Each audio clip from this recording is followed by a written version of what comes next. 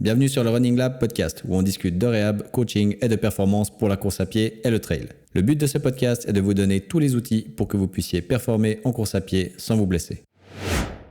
Dans cet épisode, j'aimerais vous partager une petite réflexion. Actuellement, on voit beaucoup de formations, contenus, articles qui mettent en avant les bienfaits d'être le plus souvent pieds nus. On sait que ça rend nos pieds et nos membres inférieurs en général plus forts et qu'on diminue par conséquent aussi nos risques de blessures. Mais on sait aussi que notre corps, il s'adapte quasiment à tout si on lui laisse le temps et qu'on le fait progressivement. Alors aujourd'hui, la petite réflexion que j'aimerais vous offrir, c'est du coup, est-ce qu'on a meilleur temps de marcher, courir à pieds nus ou en chaussures ? Si je vous parle de ça aujourd'hui, c'est que vous êtes peut-être familier avec le travail du Dr Lieberman, qui est enseignant à l'université de Harvard et qui est surtout connu pour être en gros le prêcheur de la course à pied nus et minimaliste. Et je vous parle ici de la théorie entre guillemets de l'évolution de l'homme pour la course à pied selon Lieberman. Il y a quelques millions d'années, on était tous pieds nus, ça c'est un fait. Pas le choix, ma foi, il fallait bien inventer des trucs un peu plus utiles avant, comme par exemple le feu ou bien des lances pour se protéger des tigres à dents de sabre, par exemple. Bref, en gros, on a commencé à vivre pieds nus et on a bien dû se débrouiller avec ça au début. Donc on sait aussi que par rapport à nos amis les bêtes, on n'était ni les plus forts, ni les plus rapides, ni les plus féroces, ni rien de tout ça. Donc un peu zéro quand même. Heureusement qu'on a développé l'entente collective pour survivre et nous développer pas trop mal jusqu'à aujourd'hui. Mais il y a quand même une chose qu'on faisait mieux que les autres et ça c'était la course d'endurance. Pourquoi ? Parce que en vitesse pure, on se faisait fumer, mais littéralement fumer. Si vous prenez même Usain Bolt, il arrive à aller du 40-42 km/h sur 9-10 secondes.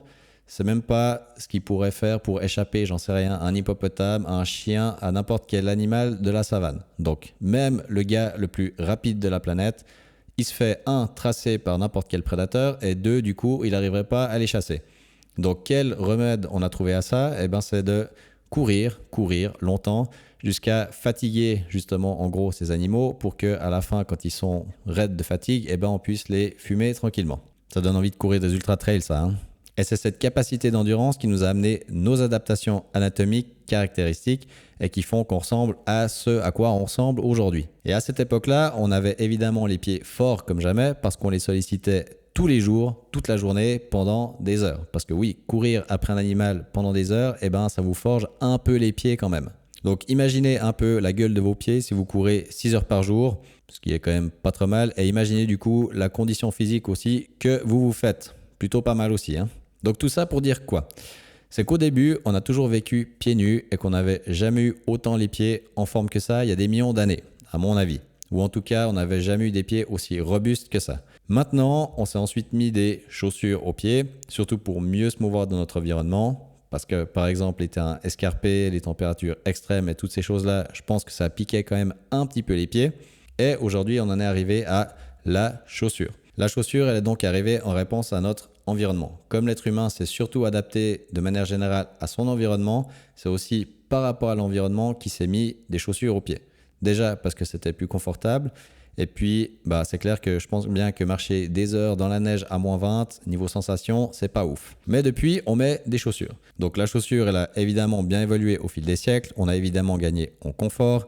On est passé d'espèces de sacs de patates aux chaussures qu'on a aujourd'hui. Et aujourd'hui, on a même passé dans l'extrême si on prend toujours l'exemple de la course à pied avec ses belles chaussures maximalistes. Mais les chaussures, c'est quand même bien pratique et confortable, mais pas toujours. Et on est bien content de les avoir quand il faut marcher sur des dalles de 30 degrés en été, mais par contre, on est un peu moins content de les avoir quand elles sont toutes pointues, des talons et qu'on doit les porter pendant 8 heures toute la journée. Et pour celles et ceux qui ont ce genre de chaussures et qui se sont encore jamais fait des oignons, bravo à vous et puis j'espère que ça vous arrivera jamais. Alors évidemment que la chaussure, elle n'est pas à diaboliser parce que tout le monde n'a pas de problème en portant des chaussures et aussi parce que le pied, il s'adapte. Mais on sait également que passer plus de temps à pieds nus, ça renforce nos pieds, ça les rend plus tolérants à la charge et du coup, ça diminue aussi le risque de blessure. Alors du coup, la réflexion du jour, c'est ça.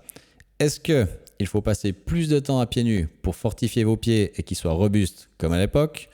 Ou, vu que le corps s'adapte, si on lui laisse du temps et qu'il le fait progressivement, est-ce qu'on ne devrait pas simplement le laisser s'adapter à nos chaussures actuelles ? Vous avez 4 heures. Personnellement, je pense que la chose, elle ne se voit pas en noir ou blanc comme d'habitude. Et comme pour beaucoup de choses dans la vie, il faut un petit peu nuancer tout ça. D'un côté, oui, la marche, course, pieds nus, ça va évidemment fortifier toute la musculature de votre pied, de votre cheville, de votre jambe. Ça les rendra plus tolérants aussi au niveau sensitif, donc vous serez moins sensible à ce qui se passe sous vos pieds. Bon, évidemment qu'après un certain point, vous avez tellement de cornes que vous ne sentez plus la moitié des trucs. N'empêche que, après, ça fait que vous pouvez marcher sur des surfaces un peu plus abruptes, un peu plus accidentées, que si vous êtes tout le temps dans une jolie chaussure toute confortable. D'un autre côté, eh bien, on a quand même une société qui vit maintenant avec des chaussures. On avait même jusqu'à certains temps des métiers qui imposaient certains types de chaussures. Et puis, c'est vrai que c'est quand même bien confortable. Et maintenant, entre guillemets, on ne pourrait pas s'en passer. Si vous voyez un de vos collègues, je pense, qui arrive aujourd'hui pieds nus au job, vous allez peut-être vous poser des questions sur sa santé mentale. Si on en vient maintenant à la course à pied, même chose, on a des chaussures type plutôt minimaliste qui se rapprochent du coup de la course pieds nus et des chaussures type maximaliste qui vont se rapprocher de rien du tout, plutôt du rebond et de plein de gadgets qu'on met dans les chaussures pour essayer d'aller plus vite. De nouveau, dans ces deux cas, je ne vais pas vous dire prenez l'un ou l'autre, il faut nuancer le tout. Donc, qu'est-ce que ça veut dire si vous prenez du minimaliste? Ça veut dire que si vous courez en minimaliste, ça implique quoi? Ça implique que vous avez moins de rebond, que vous êtes plus en contact avec le sol, vous avez moins de technologie entre vous et le sol. Ça veut dire que vous allez renforcer du coup la musculature de vos pieds, de vos chevilles, de vos tendons d'Achille. Ça aura aussi un impact sur votre foulée. On en a déjà discuté, mais une foulée minimaliste ou pieds nus, c'est une foulée qui sera plutôt médio-pied, voire avant-pied. Pourquoi? Parce que votre corps, il ne va pas vouloir présenter un gros talon ou s'il le fait, il va mettre beaucoup de flexion au-dessus, donc c'est-à-dire dérouler un max le pas. Contrairement du coup aux chaussures maximalistes où si vous courez avec ça, là par contre vous serez plus à même de mettre du talon. Pourquoi? Parce que beaucoup de mousse au niveau du talon, sous la semelle c'est plus confortable, donc vous serez un peu plus dans un mode de dérouler du pas, mais du coup avec plus de flexion au niveau du genou et de la hanche. Ce que je reviens à dire pour ces deux styles, c'est que en gros niveau musculature, qu'est-ce que ça implique? Si vous êtes minimaliste, vous allez surtout mettre plus de charge au niveau tendon d'Achille, mais décharger vos genoux et vos hanches. Alors que si vous êtes plutôt maximaliste, vous allez mettre plus de charge au niveau genoux-hanches, ce qui veut dire des bons cuisseaux, mais vous allez décharger vos tendons d'Achille. Donc maintenant, par rapport à votre pratique de la course à pied, est-ce que vous devez acheter l'un ou l'autre ou est-ce qu'il vous faut l'un ou l'autre? Ma réponse est il vous faut un peu de tout. Et quand je dis de tout, ça veut dire pour moi, je pense, environ 3 paires de chaussures qui correspondraient à 3 catégories différentes. Une paire plutôt axée minimaliste, une paire plutôt axée entre guillemets maximaliste ou chaussures classiques que vous trouvez dans les magasins actuels et une chaussure peut-être un peu plus tout-terrain type trail pour pouvoir aller faire des sorties dans des autres types de terrains que de la route. Pourquoi? Parce que pour moi, le corps humain, c'est comme on l'a dit avant, un organisme qui s'adapte à son environnement et qui, si on lui inflige gentiment et régulièrement une certaine charge, il va s'y adapter. Par rapport à la course à pied, mais aussi par rapport à la marche ou à votre activité quotidienne, si vous êtes tout le temps dans un seul type de chaussures ou de type marche pieds nus, votre corps il va s'habituer à ça, mais il sera du coup pas du tout habitué le jour où vous allez mettre, si vous êtes pieds nus, une chaussure, vous serez super à l'étroit dedans parce que votre pied se sera tellement éclafé un peu sur les côtés qu'il sera tellement fort qu'il n'y aura pas beaucoup de chaussures que vous allez trouver confortables ou alors vous aurez l'impression que ça ressemble à des bateaux. Et à l'inverse, si vous êtes tout le temps dans des chaussures pointues ou avec beaucoup de mousse, beaucoup de semelles, etc., les fois où vous allez devoir être à pieds nus, j'en sais un type à la plage, sur des galets et compagnie, vous aurez l'impression de marcher sur du feu. Donc, pour éviter que vous soyez dans l'une et l'autre extrême, exposez votre corps, exposez votre pied à plusieurs stimuli différents. La chaussure minimaliste pour le côté renforcement pied, cheville, jambes. La chaussure maximaliste pour utilisation entre guillemets quotidienne. Quand même savoir se mouvoir dans une chaussure et puis quand même profiter de ces petits effets de rebond qu'on peut avoir dans certaines chaussures. Et la chaussure type trail pour pouvoir aller dans différents terrains, pouvoir tâter un peu des racines, du gravier, des cailloux et de nouveau que votre corps s'adapte à ces différents stimuli. Donc pour moi, que ce soit pour de la marche ou pour de la course à pied, vous devriez varier les paires de chaussures, varier les moments où vous êtes à pieds nus. Évidemment qu'à la maison, essayez de privilégier un maximum la marche pieds nus, évitez les claquettes, les pantoufles, parce que c'est un environnement sûr et où vous êtes sûr qu'ici, à pieds nus, vous risquez pas grand-chose. Mais pour le reste, variez les paires de chaussures, variez pour ce qui est de la course à pied, les terrains, les allures, les intensités, le dénivelé.